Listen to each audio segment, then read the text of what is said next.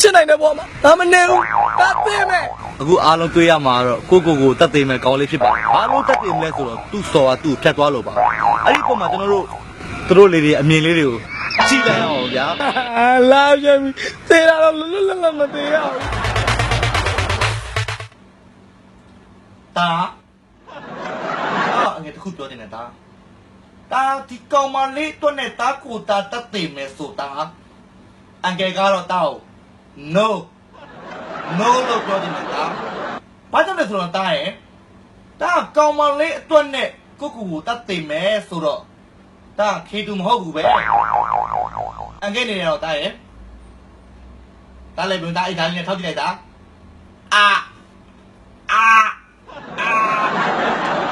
တာတိဒီလိုနဲ့တေသွားမယ်တာတိလိုနဲ့တေသွားမယ်တာမတာပေါ်မယ်တာ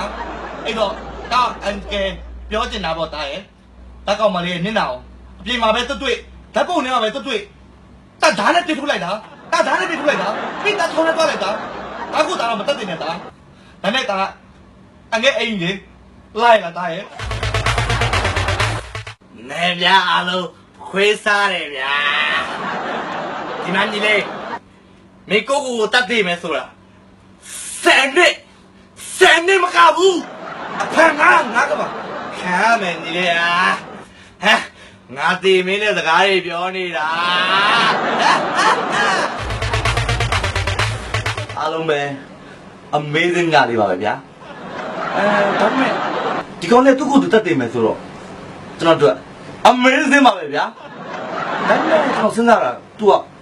စမှုသားတစ်ခုတည်းသူ့ကိုယ်သူတတ်သိမယ်ဆိုတော့ပို့ပြီးတော့ amazing ဖြစ်ပါပါတယ်သူတတ်သိတာပါကိကအိတ်ကောင်လေးကဖြူတလားမဲတလားတော့မသိပါဘူးရှင်